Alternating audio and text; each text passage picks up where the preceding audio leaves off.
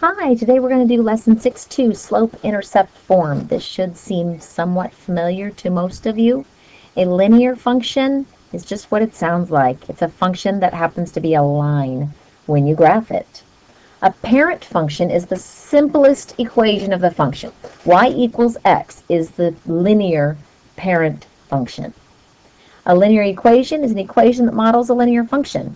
And in a linear equation, the variable cannot be raised to a power other than 1. So you're not going to see exponents in a linear equation.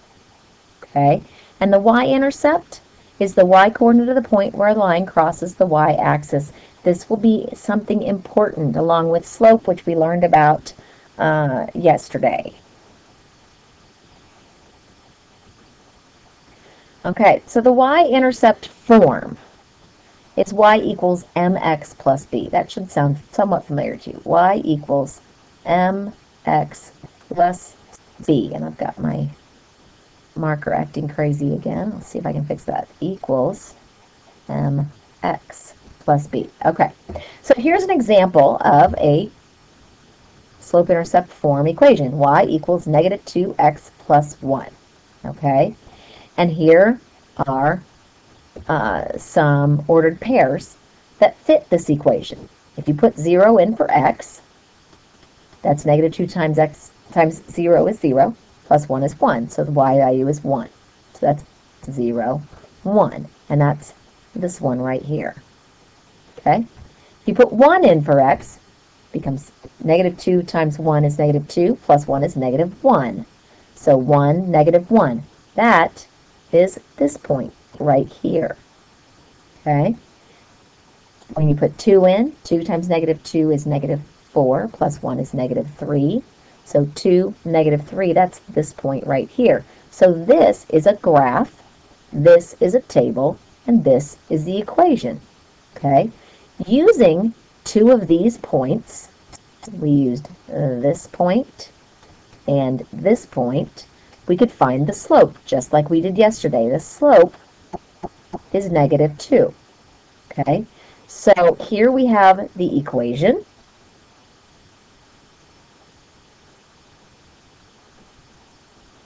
Here we have the table. Here we have the graph. Here we have the slope. And the last thing is the y-intercept. And that is 1 because the line crosses the y-axis at 0, 1. So look at the equation and look at the things we found out about this equation. We found out that the slope was negative 2. And look at this. Here's that negative 2. And we found out the y-intercept is 1. And here is that 1. Okay? So let's look at this. The form is y equals mx plus b. M is the slope, and B is the y-intercept. Okay, so we need to find the slope and the y-intercept of this equation. Okay, remember slope is m. M is what's attached to the x. So our slope, and this one is 3. Okay, the y-intercept is b. It's whatever's being added. Notice it says minus 5, so our y-intercept is negative 5, okay? Even though it says plus b, when we've got a subtraction sign, that means that this is plus a negative, right? So it's negative 5. I want you to do this one on your own, so please press pause, work the problem out, then press play to see how you did.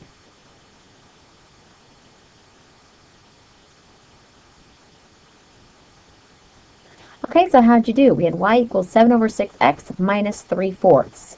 So your slope, again, is whatever's being multiplied by x, so that's 7 over 6. And your y-intercept is negative 3/4 because you've got a subtraction sign there, so your y-intercept is negative. Okay, now they're giving us the slope and the y-intercept and saying write an equation.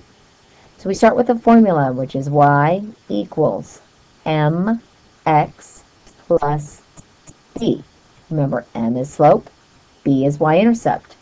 So our new equation is y equals 3/8 x plus 6. Go ahead and press pause. Do the second one on your own, then press play to see how you did.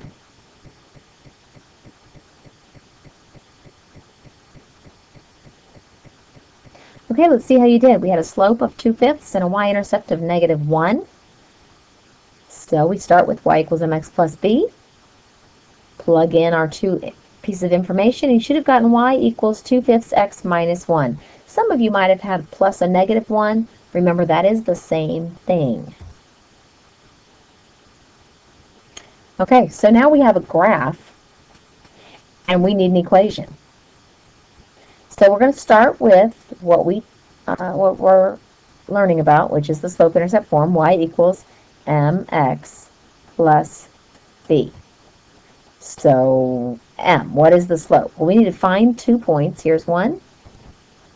See, where else does it cross exactly? Here's one. Okay, this one is 0, 2, and this one is 4, -1. -1. Okay, so we're going to use that to find our slope. Remember, slope is change in y over change in x.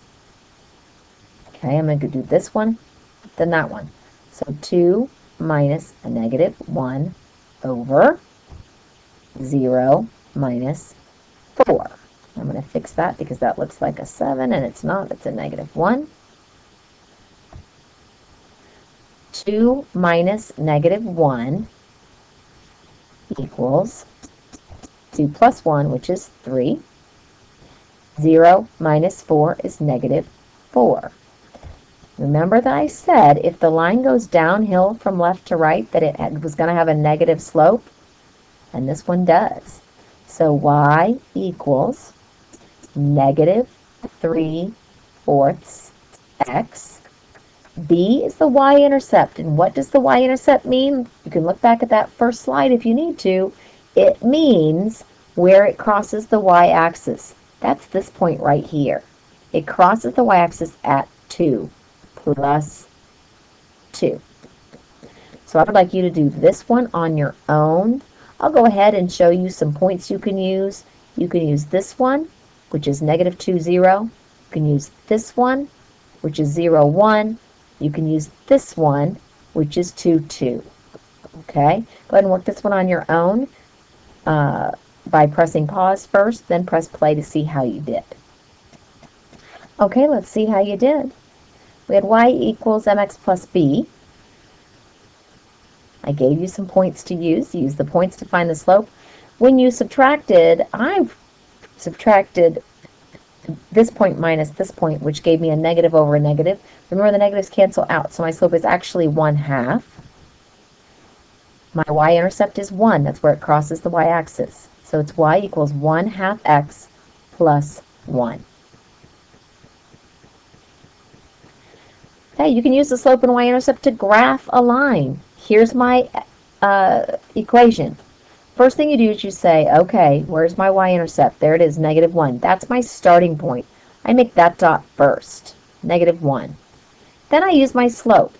Your slope needs to be in fraction form in order to use it for graphing. 3 in fraction form is 3/1. Okay, remember the top number is up or down, the bottom number is to the right.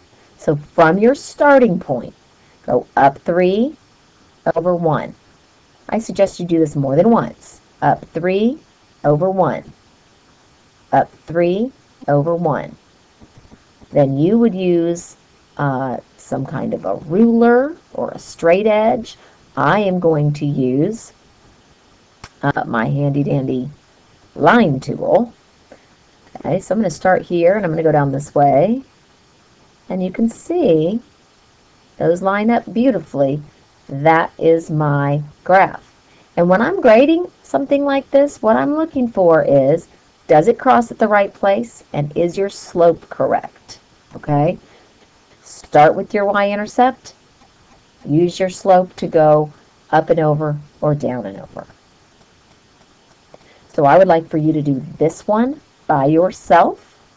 Okay, press pause, graph it, press play to see how you did.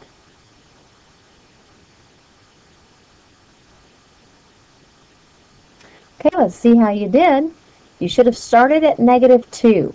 So you should have put a dot at -2. Your slope is 3/2. That means up 3/2. And you should have done that several times. Up 3/2, up 3/2, up 3/2, and then draw your line straight through. Again, I'll be checking where it crosses the y-axis and what your slope is. Okay, we have a word problem. But guess what? They gave us the equation. So let's read this. The base pay of a water delivery person is $210 per week. So they make that no matter what. He also earns 20% commission on any sale he makes.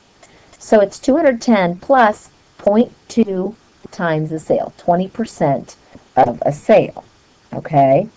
I need to graph this. And this isn't in y-intercept form, is it? So I'm going to rewrite it in y-intercept form. Y, instead of t, equals, I want to put my variable first, 0.2x plus 10. Now on the previous example that I did for you, I told you that your slope should be in fraction form. 0.2 is the same as 2/10. Y equals 2/10 x plus 10. I'm going to go one further on this one because I'm going to count by 50s going this way, and I'm going to start at 200 and count by 10s up this way. Okay? Because I'm going to do that, I really want this to be over 100 because when you're counting by 50s and 100s, that's what you need instead of 10s. So instead of 2/10, it's going to be 20/100. So I'll go up 20/100 plus, oh, I said, that should be 210. Silly Mrs. Grosher. 210. 210. Okay. So y equals 20/100x plus 210. Okay.